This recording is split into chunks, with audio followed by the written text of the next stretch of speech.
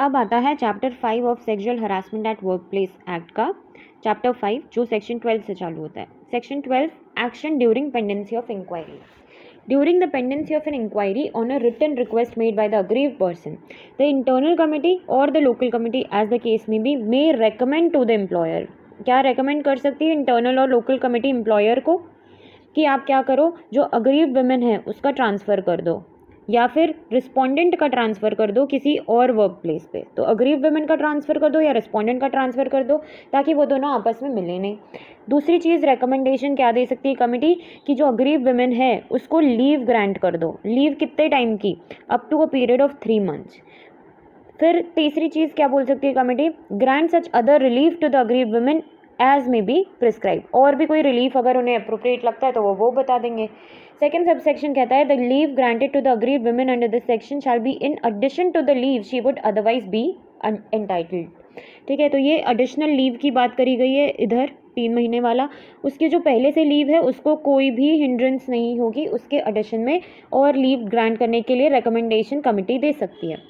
तीसरा sub section कहता है कि जब भी रिकमेंडेशन आती है ना कमेटी की, एज द केस में भी, तो जो एम्प्लॉयर है उसको इम्प्लीमेंट करने पड़ेंगे रिकमेंडेशंस मेड अंडर सबसेक्शन 1, और उसकी क्या करेगा, वो रिपोर्ट सेंड करेगा कि मैंने इम्प्लीमेंट कर दिए हैं। कमेटी को रिपोर्ट सेंड करेगा कि मैंने इम्प्लीमेंट कर दिए आपके रिकमेंडेशंस। तो दैट्स ऑल अबाउट सेक्शन 12।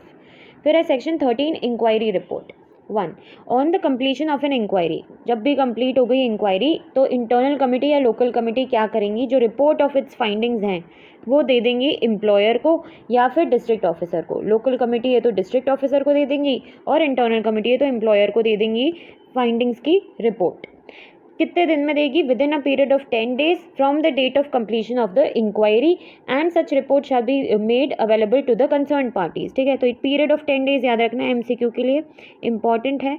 और 10 days में आप क्या कर रहे हो, आप रिपोर्ट दे रहे हो और उसके बाद कंसर्न पार्टीज को भी हम अवेलेबल करवा रहे हैं ये रिपोर्ट। ठीक है, तो किसके ऊपर ड्यूटी डाली गई है? कमेटी के ऊपर।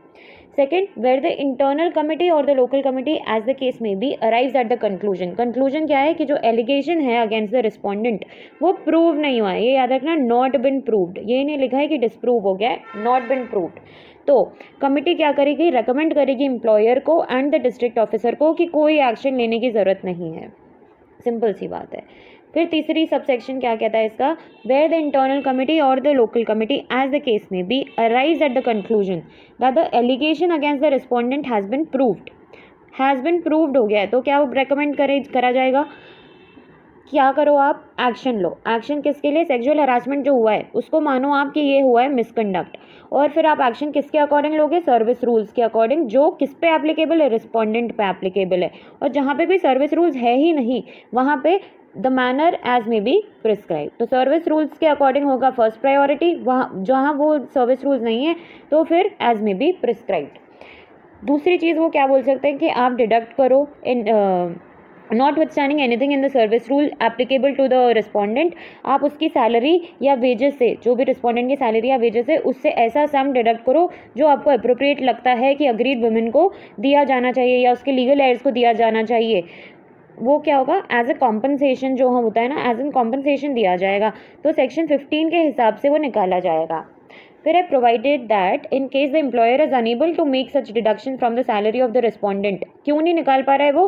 क्योंकि रिस्पोंडेंट एब्सेंट है फ्रॉम द ड्यूटी या भाग गया। वो उसने क्या किया? सेक्सुअल हरासमेंट किया और वो भाग गया, या फिर उसने जॉब छोड़ दी। तो इस केस में क्या होगा? रिस्पोंडेंट को पे तो करना ही है ये सम। तो ये जो कमेटी है ये इतनी पावर रखती है कि ये रिस्पोंडेंट को डायरेक्टली बोलेगी कि आप ये डायरेक्ट सम इसको पे कर दो। पहले तो उसकी सैलरी में से घट रहा था, अब वो सैलरी से डिडक्ट कर ही नहीं सकते क्योंकि उसने नौकरी छोड़ी तो सैलरी मिलेगी नहीं, या फिर वो भाग गया है। तो आप क्या बोलोगे? डायरेक्ट कमेटी बोल देगी रिस्पोंडेंट को कि तुम है ना अग्रीव वुमेन को पैसा दे दो।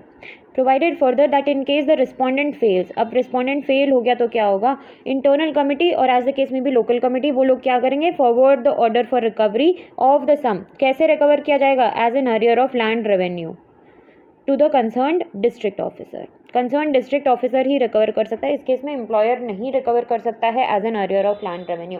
As an arrear of land revenue के लिए अपन ने MPLRC मतलब MP लैंड रेवेन्यू कोड में देखा है कि सेक्शन 147 है, उसके अकॉर्डिंग कैसे रिकवर किया जाता है, attachment of property, sale of property के हिसाब से रिकवर किया जाएगा उस पर्सन से कि अग्रीड वुमेन को इसने पैसे नहीं दिए तो हम कैसे भी इससे रिकवर करें।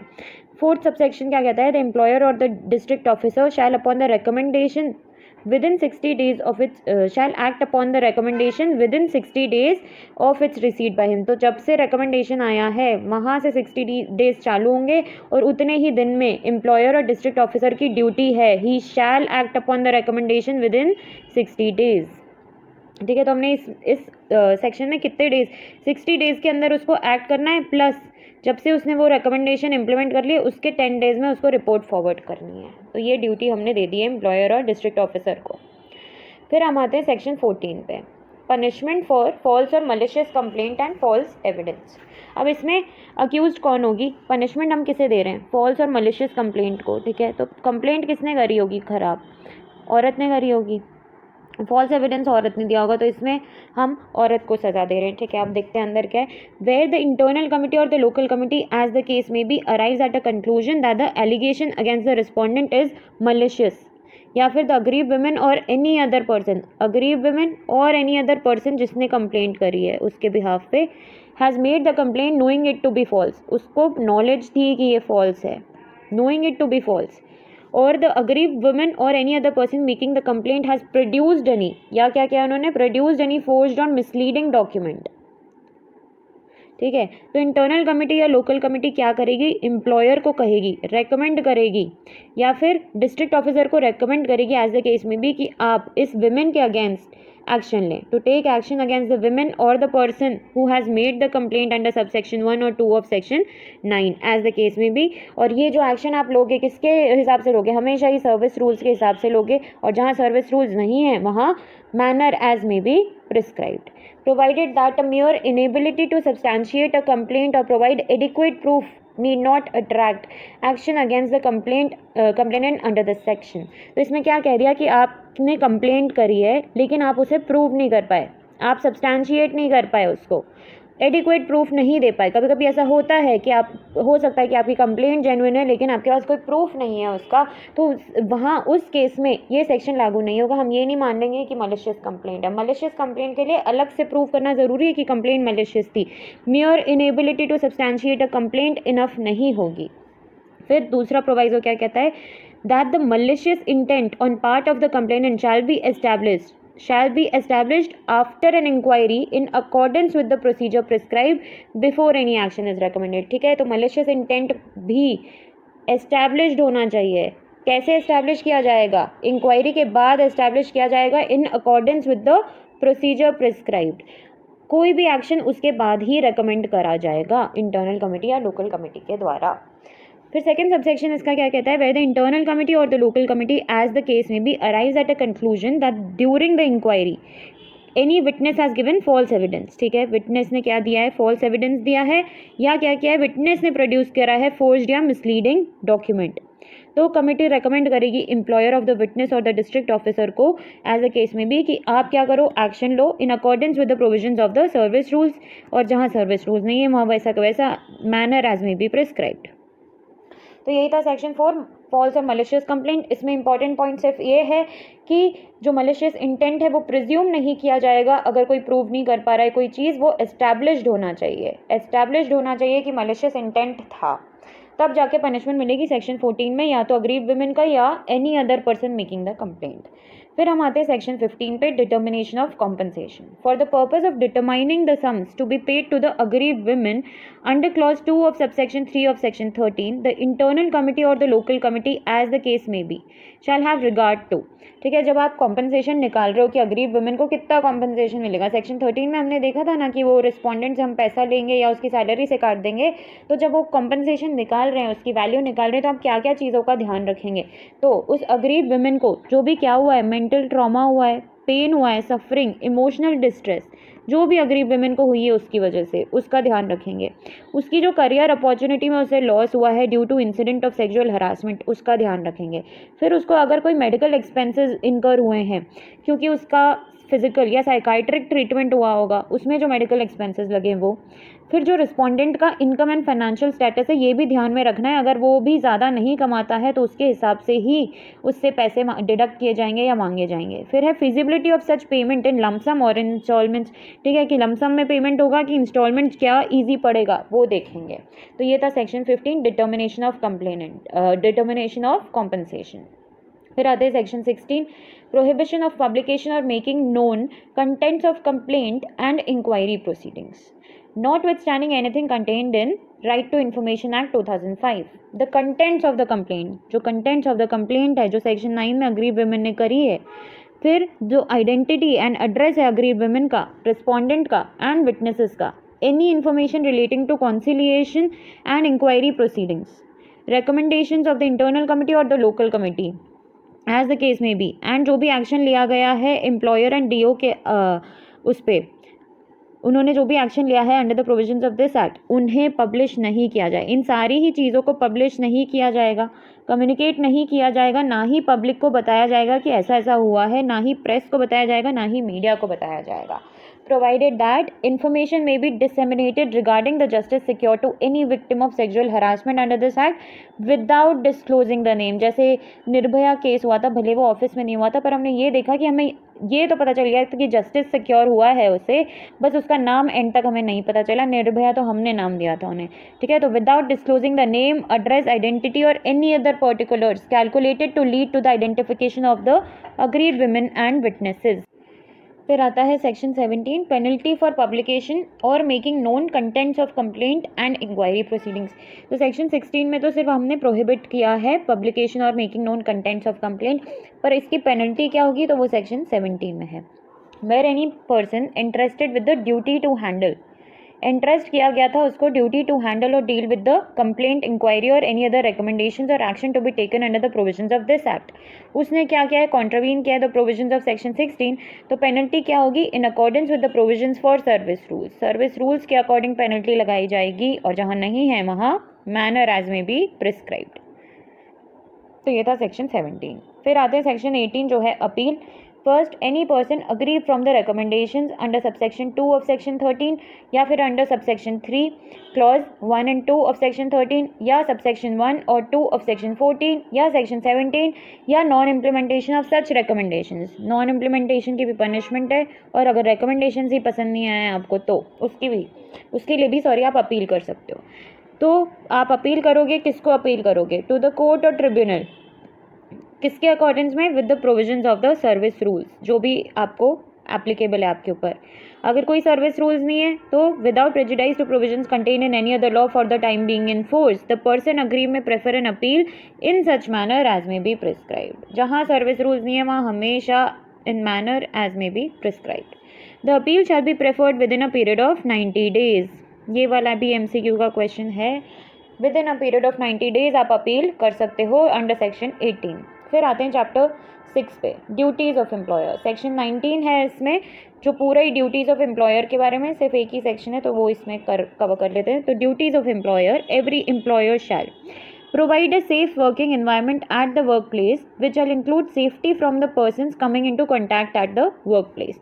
तो इसमें सेफ्टी कीवर्ड याद रख लो सारे, तो सारे ड्यूटीज़ याद हो जाएंगे। इसमें कीवर्ड है सेफ्टी। ड्यूटी क्या है, एम्प्लॉयर की सेफ्टी प्रोवाइड करना।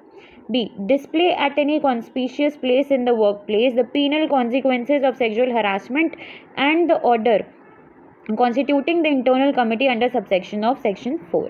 तो आप अगर एम्प्लॉयर है तो आप क्या करोगे, आप अपनी कोई भी ऑफिस में, कोई भी वर्क प्लेस में ऐसी जगह है जहाँ सब लोग देख सकते हैं, वहाँ पे आप क्या करोगे, सेक्सुअल हरासमेंट की पनिशमेंट्स लिख दोगे कि आपने ये किया तो ये पनिशमेंट, ये किया तो ये पनिशमेंट। साथ में आप ये भी लिख दोगे कि हमारी एक इंटरनल कमिटी है, अगर कोई सेक्सुअल हरासमेंट होता है तो आप उनको कंप्लेंट कर सकते हो। ये भी आप डिस्प्ले बोर्ड पर लगा दोगे। तो इसका कीवर्ड डिस्प्ले याद रख लो, कॉन्स्पिशियस प्लेस पे एम्प्लॉयर को डिस्प्ले करना है। C, organize workshops and awareness programs at regular intervals for sensitizing the employees with the provisions of the act and orientation programs for the members of the internal committee in the manner as may be prescribed. तो आप क्या करोगे, आप employer हो, आप awareness programmes चलाओगे और आप वर्कशॉप ऑर्गेनाइज करवाओगे एट रेगुलर इंटरवल्स, ताकि एम्प्लॉयज़ को पता चले इस एक्ट के बारे में कि आप इस एक्ट का फ़ायदा उठा सकते हो, फ़ायदा मतलब अवेल करवा सकते हो इसके प्रोविजंस में से जो भी रेमेडी आपको सूटेबल है वो। बस उसके लिए आप क्या कर रहे हो, अवेयरनेस प्रोग्राम्स चलवा रहे हो या फिर वर्कशॉप्स ऑर्गेनाइज करवा रहे हो। फिर डी में क्या है, provide necessary facilities to the internal committee और the local committee as the case may be for dealing with the complaint and conducting an inquiry. अब ये जब कंप्लेंट से डील कर रहे हैं या इंक्वायरी कर रही है इंटरनल कमिटी तो उन्हें कुछ फैसिलिटीज़ प्रोवाइड करवाएगा एम्प्लॉयर। फिर है assist in securing the attendance of respondent. Attendance of respondent आप करवाना चाहते हो रिस्पोंडेंट आए तो आपको कुछ तो हेल्प करनी पड़ेगी इंटरनल कमेटी लोकल कमेटी की, रिस्पोंडेंट की भी अटेंडेंस सिक्योर करने के लिए आपको हेल्प करनी पड़ेगी। फिर क्या है F, make available such information to the internal committee और the local committee as it may require having regard to the complaint. ठीक है, तो इन्फॉर्मेशन कैसे दोगे, जैसे अगर आपके ऑफिस में सीसीटीवी कैमरा है और आप एम्प्लॉयर हो तो आप इंटरनल या लोकल कमिटी को सीसीटीवी कैमरा दोगे जिसमें कैद हुआ हो सकता है सेक्सुअल हरासमेंट कैद हुआ हो सीसीटीवी में, तो वो इन्फॉर्मेशन देने की ड्यूटी आपकी है। फिर जी है provide assistance to the women. Assistance to the women, अगर वो चूज़ करती है कि मुझे कंप्लेंट करना है आईपीसी के प्रोविजंस में तो आप उसको असिस्ट करोगे, ये एम्प्लॉयर हो आप तो ये आपकी ड्यूटी है। फिर एच है cause to initiate action under IPC और any other law for the time being in force against the perpetrator or if the aggrieved woman so desires where the perpetrator is not an employee in the workplace at which the incident of sexual harassment took place। इसमें ये बताया है कि वो जो perpetrator है मतलब वो जो अक्यूज है वो एम्प्लॉय नहीं है, तो आप क्या करोगे, जहाँ वो काम करता है ना वहाँ पे आप सेक्सुअल हरासमेंट के अगेंस्ट एक्शन लोगे और इसमें आप उस औरत की मदद करोगे। Cause to initiate action under IPC या कोई भी लॉ जिसमें भी सेक्सुअल हरासमेंट पनिशेबल है, आप इस औरत की मदद करोगे अगर आप एम्प्लॉयर हो, तो ये सेक्शन 19 में आपकी ड्यूटी है। फिर आपकी ड्यूटी है treat sexual harassment as a misconduct. Sexual harassment को हमेशा ही आप मिसकंडक्ट की तरह देखोगे और सर्विस रूल्स में ऐसा लिखा होना चाहिए कि सेक्सुअल हरासमेंट एक मिसकंडक्ट है और उसके अगेंस्ट आप एक्शन इनिशिएट करोगे। जे है monitor the timely submission of reports by the internal committee. अगर आप एम्प्लॉयर हो तो आप क्या देखोगे कि इंटरनल कमेटी जो मैंने बनाई है वो जो रिपोर्ट्स बनाती है वो टाइमली हम मुझे दे रही है कि नहीं, कुछ भी डिले नहीं होना चाहिए सेक्सुअल हरासमेंट के केस में। तो ये थी एम्प्लॉयर की ड्यूटीज़। ये याद रखना कि 10 ड्यूटीज़ हैं और 10 के कीवर्ड्स याद रखना, जैसे हमने वापस देख लेते हैं। तो सबसे पहला कीवर्ड था सेफ्टी, फिर था डिस्प्ले, फिर है अवेयरनेस प्रोग्राम, फिर डी है फैसिलिटीज़, ई है अटेंडेंस, एफ है इंफॉर्मेशन, जी है assistance to the women, H है इनिशिएट एक्शन, आई है मिसकंडक्ट की तरह देखें सेक्सुअल हरासमेंट को, जे है timely submission of reports by the internal committee. फिर आता है chapter 7 which is duty and powers of district officer. इसमें भी एक ही सेक्शन है, तो duties and power of DO बता दिया, पहले 19 में एम्प्लॉयर बताया था क्योंकि, तो ये क्या करेगा, monitor the timely submission of report जो लोकल कमेटी देती है। Take such measures as may be necessary for engaging non-governmental organizations for creating awareness on sexual harassment and rights of women। तो अवेयरनेस बहुत ही इंपॉर्टेंट चीज़ है, लोगों को पता होना चाहिए इस एक्ट के बारे में, ये पता होना चाहिए कि विमेन की राइट्स क्या है। उसमें कौन काम कर रहा है, डिस्ट्रिक्ट ऑफिसर इसके लिए काम करेगा। फिर आता है चैप्टर 8 जो मिसलेनियस है, ये लास्ट चैप्टर है इसका। तो सेक्शन 21 देखते हैं, committee to submit annual report. The internal committee और the local committee as the case may be shall in each calendar year prepare in such form and at such time as may be prescribed an annual report and submit the same to the employer और the DO, जैसा भी case है। तो committee किसको submit कर रही है report, हर annual report submit करी जाएगी एम्प्लॉयर या डीओ को। The district officer shall forward a brief report on the annual reports received under subsection 1 to the state government। ठीक है, जहाँ लोकल कमिटी सेंड कर रही है डिस्ट्रिक्ट ऑफिसर को, तो डीओ किसको सेंड करेगा, डिस्ट्रिक्ट ऑफिसर किसको सेंड करेगा, स्टेट गवर्नमेंट को सेंड करेगा। क्या सेंड करेगा, एनुअल रिपोर्ट्स की ब्रीफ रिपोर्ट। सारी एनुअल रिपोर्ट्स तो नहीं भेज सकता, उसका ब्रीफ बना के स्टेट गवर्नमेंट को सेंड करेगा। ये था सेक्शन 21। फिर आता है section 22, employer to include information in annual report. The employer shall include in its report the number of cases filed. ठीक है, क्या इन्फॉर्मेशन डालेगा एम्प्लॉयर रिपोर्ट में, नंबर ऑफ केसेस जो फाइल करे गए हैं इफ़ एनी, फिर उनका डिस्पोजल कैसे किया गया है वो डालेगा, और where no such report is required to be prepared, तो क्या करेंगे, सिर्फ ये बोल देंगे कि इतने नंबर ऑफ केसेस आए थे, किसको हम इन्फॉर्म कर रहे हैं, डीओ को बता रहे हैं। ठीक है, डिस्ट्रिक्ट ऑफिसर को क्यों बताते हैं, क्योंकि वो स्टेट गवर्नमेंट के द्वारा अपॉइंटेड है ना, इसलिए हम उसे बताते हैं ताकि गवर्नमेंट को पता हो। फिर है section 23, appropriate government to monitor implementation and maintain data. The appropriate government shall monitor the implementation of this act and maintain data on the number of cases filed and disposed of in respect of all cases of sexual harassment at workplace। तो monitor कौन कर रहा है, appropriate government कर रही है। इसका तो सिर्फ मार्जिनल हेड भी पढ़ लें तो इनफ है। अप्रोप्रिएट गवर्नमेंट मॉनिटर करेगी, इम्प्लीमेंटेशन एंड डेटा भी मेंटेन करेगी। ये था सेक्शन 23। फिर आते हैं section 24, appropriate government to take measures to publicise the act. अब अप्रोप्रिएट गवर्नमेंट क्या करेगी, subject to availability of financial and other resources. ठीक है, जितने फाइनेंसेस हैं उसके हिसाब से, दूसरे रिसोर्सेज हैं उसके हिसाब से गवर्नमेंट क्या करेगी, पब्लिसाइज करेगी इस एक्ट को। क्या करेगी, कैसे पब्लिसाइज करेगी, by developing relevant information, education, communication, training materials and awareness programmes organise करेगी, ताकि पब्लिक को पता हो कि इस एक्ट के प्रोविजंस हैं क्या और किसको प्रोटेक्शन मिल रही है अगेंस्ट सेक्सुअल हरासमेंट। दूसरी चीज़ क्या करेगी, फॉर्मुलेट करेगी orientation and training programmes for the members of the local committee. ठीक है, तो ये किसकी काम है, अप्रोप्रिएट गवर्नमेंट के काम है। फिर आता है section 25, power to call for information and inspection of records.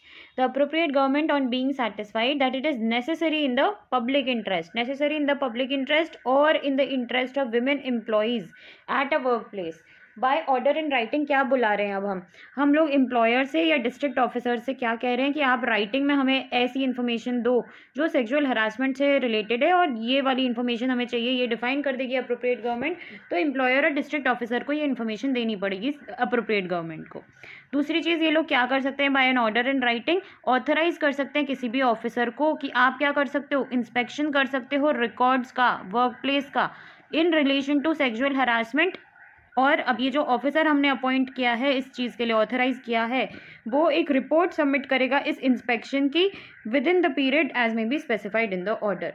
Order कौन दे रहा है, अप्रोप्रिएट गवर्नमेंट। सेक्शन 25 देख लिया। ये सेकेंड सबसेक्शन इसका कहता है कि हर employer and district officer on demand produce करेगा इंस्पेक्शन ऑल इंफॉर्मेशन, इंस्पेक्शन के लिए सारी information, records and other documents जो भी उसकी कस्टडी में है, जो भी इस इंस्पेक्शन से रिलेटेड है, वो सारा ही मैटर उसको प्रोड्यूस करना पड़ेगा। ठीक है, तो ये ड्यूटी किस पे डाली है, एम्प्लॉयर एंड डिस्ट्रिक्ट ऑफिसर पे। फिर आते हैं सेक्शन 26 पे, penalty for non compliance with the provisions of this act, where the employer fails to constitute an internal committee under subsection 1 of section 4। ठीक है, तो सेक्शन 4 में दिया गया है कि कमिटी होनी चाहिए, इंटरनल कमिटी। अब एम्प्लॉयर ने वो बनाई नहीं है तो उसको पनिशमेंट मिलेगी। फिर जो एक्शन लिए जाने चाहिए, सेक्शन 13, 14 एंड 22 वो नहीं लिए एम्प्लॉयर ने। जैसे 13 में क्या था, रिपोर्ट बनाना, 14 में था मलिशियस कंप्लेंट से रिलेटेड, 22 में भी क्या था कि इंटीमेट करना कितने केसेस है, ये अगर एम्प्लॉयर नहीं करता है तो उसको पेनल्टी लगेगी। फिर सी में क्या है, एम्प्लॉयर ने क्या किया है, कॉन्ट्रावीन किया है या फिर अटेम्प्ट किया है टू कॉन्ट्रावीन और अटेम्प्ट टू कॉन्ट्रावीन या फिर अबेटमेंट काय का, कॉन्ट्रावेंशन का, कि इस एक्ट के जो प्रोविजंस हैं और या फिर जो रूल्स हैं उनका कॉन्ट्रावेंशन हो, तो उसके लिए उसको पनिशमेंट दी जाएगी, मतलब पेनल्टी। तो कितनी है पेनल्टी, फाइन, कितनी, अप टू 50,000 रुपीज़ फाइन रखी इन्होंने 50,000। फिर इन्होंने ये बता दिया कि अगर कोई एम्प्लॉयर है वो पहले ही कन्विक्ट हो चुका है, मतलब प्रीवियस कन्विक्शन उसका हो चुका है किसी ऑफेंस के लिए जो इसी एक्ट में पनिशेबल है, अब वो बाद में फिर से सेम ऑफेंस करता है, सेम ऑफेंस याद रखना, डिफरेंट ऑफेंस नहीं, same offence, then he shall be liable to twice the punishment, जितनी पनिशमेंट है उससे डबल पनिशमेंट मिलेगी, which might have been imposed on a first conviction, subject to the punishment being maximum provided for the same. ठीक है, जहाँ upper limit दे रखी है ना उससे तो कम ही, उसके अंदर ही ट्वाइस द पनिशमेंट दी जाएगी उसको जिसका प्रीवियस कन्विक्शन हो चुका है। ठीक है, अब ये जो ट्वाइस द पनिशमेंट है हम इंटू 2 किस में करेंगे, जो भी सर्विस रूल्स में जितनी भी पनिशमेंट लिखी है ना उसका इंटू 2 कर देंगे, फिर ये देख लेंगे कि मैक्सिमम जितनी दी गई है उससे तो कम हो रही है ना पनिशमेंट। ठीक है, तो ये कब है, सिर्फ तब जब प्रीवियस कन्विक्शन सेम ऑफेंस के लिए हो चुका है और इसने फिर से वही ऑफेंस कर दिया। Provided that in case a higher punishment is prescribed under any other law for the time being in force. ठीक है, इसमें कम पनिशमेंट है और दूसरे लॉ में ज़्यादा पनिशमेंट दे के रखी है for the offence for which the accused is being prosecuted. तो कोर्ट क्या करेगा, उसका कॉग्निजेंस लेगा, कोर्ट उस चीज़ को ध्यान में रखेगा पनिशमेंट देते टाइम कि जो दूसरा एक्ट है उसमें इसी ऑफेंस के लिए ज़्यादा पनिशमेंट दे के रखी है। सेकेंड चीज़ क्या दे के रखी है कि अगर एम्प्लॉयर प्रीवियसली कन्विक्टेड है तो इसमें ये क्या कह रहे हैं, कैंसिलेशन हो जाएगा उसके लाइसेंस का, या विड्रॉवल या नॉन रिन्यूअल या अप्रूवल या कैंसिलेशन ऑफ द रजिस्ट्रेशन हो जाएगा as the case may B by the government और local authority required for carrying on his business और एक्टिविटी। ठीक है, तो कैंसिलेशन ऑफ लाइसेंस ये इसका कीवर्ड है, ये याद रखना। तो इससे रिलेटेड टर्म्स हैं withdrawal, non renewal, approval, cancellation या कैंसिलेशन ऑफ द रजिस्ट्रेशन। फिर आते हैं सेक्शन 27 पे, cognizance of offence by courts. No court shall take cognizance of any offence punishable under this act or any rules made thereunder, save on a complaint made by the aggrieved women or any person authorized by the internal or local committee in this behalf। cognizance तभी लिया जाएगा जब complaint aggrieved women कर रही है या person जो authorised है बाय इंटरनल और local committee in this behalf. फिर इन्होंने बता दिया कि कोर्ट कौन से हैं जो कॉग्निजेंस लेंगे। तो कोर्ट कौन सा है, मेट्रोपॉलिटन मजिस्ट्रेट या जेएमएफसी, ये लोग ही इस ऑफेंस को ट्राई कर सकते हैं। इसके अंडर इस एक्ट में जो ऑफेंसेस आते हैं उनको, हर ऑफेंस इस एक्ट में होगा नॉन कॉग्निजेबल।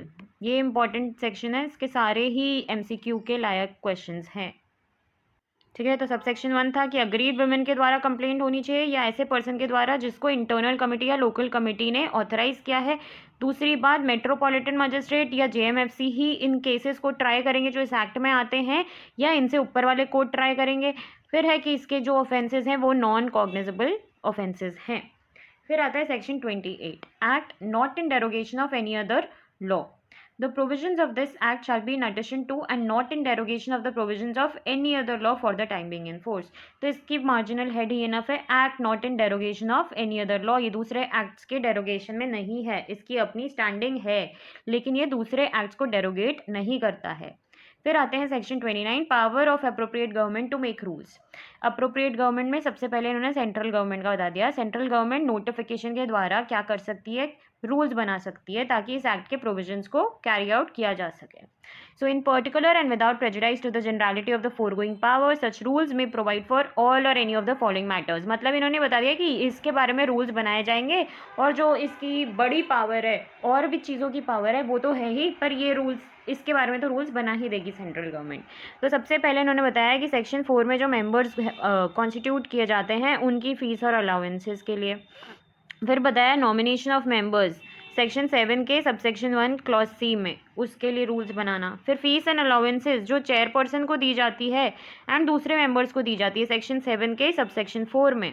फिर है the person who may make complaint under subsection 2 of section 9, मतलब वो जो औरत कंप्लेंट करती है, उसके रिलेटिव्स करते हैं या कोई भी ऑथराइज पर्सन करता है, तो उसके रिलेटेड रूल्स की कौन कंप्लेंट कर सकता है ये भी हमें कौन बताएगा, सेंट्रल गवर्नमेंट बताएगी रूल्स से। फिर बताएंगे कि सेक्शन 11 में जो इंक्वायरी हो रही है उसका मैनर क्या होगा, मैनर ऑफ इंक्वायरी। फिर the powers for making an inquiry under clause C of subsection 2 of section, power for making an inquiry भी बता दी इन्होंने सेक्शन 11 की। फिर सेक्शन 12 का क्या बताया, रिलीफ टू बी रिकमेंडेड, क्या रिलीफ दिया जाएगा अग्रीड वुमेन को वो बता दिया।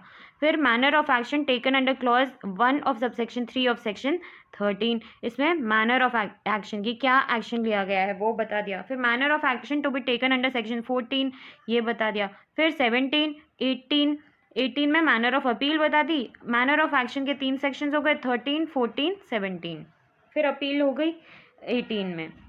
फिर क्या बताया, manner of organising workshops, awareness programmes for sensitising the employees, orientation programmes for the members of the internal committee under clause C of section 19। And last क्या है, the form and time for preparation of annual report. ठीक है, जो annual report बनती है ना उसका form बता देंगे कैसा होना चाहिए, टाइम बता देंगे कि कब सबमिट करना है, क्योंकि ये एनुअल रिपोर्ट कौन सबमिट करता है, इंटरनल कमेटी या लोकल कमेटी करती है एज द केस में भी सेक्शन 21 में, तो उसका फॉर्म एंड टाइम बता देंगे। फिर थर्ड सबसेक्शन क्या है इसका, थर्ड ये है कि अगर कोई रूल बनाती है सेंट्रल गवर्नमेंट, तो जैसे ही वो रूल बनता है ना उसको हम रख देंगे हाउस ऑफ पार्लियामेंट के सामने। हाउस ऑफ पार्लियामेंट क्या बोलती है, 30 डेज़ में हाउस ऑफ पार्लियामेंट जो भी बोलती है, 30 डेज़ चाहे वो एक सेशन में हो या सक्सेसिव सेशंस में हो, अगर हाउस ऑफ पार्लियामेंट बोलती है कि जो आपने रूल्स बनाए हैं इनमें कुछ होना चाहिए मॉडिफिकेशन, तो ये जो मॉडिफाई करते हैं ना रूल्स को, वैसे ही इफेक्ट रहेगा अब रूल्स का, वो रूल्स अब मॉडिफाइड रूप में लागू होंगे।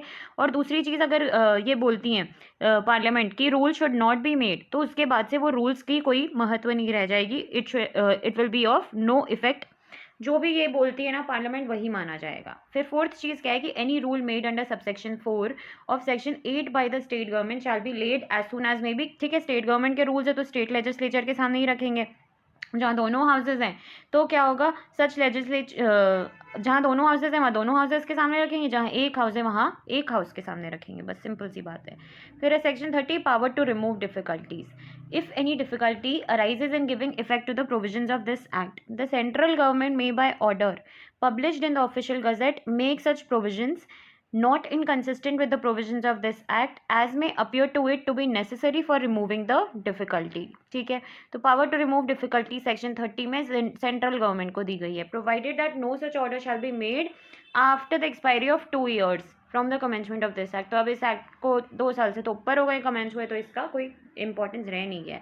दूसरी चीज़ की क्या कह रही है इन्होंने कि जैसे ही आपने कोई भी ऑर्डर किया है सेक्शन 30 में, उसको हाउस ऑफ पार्लियामेंट के सामने रख देंगे और फिर वो लोग अप्रूवल देते रहेंगे।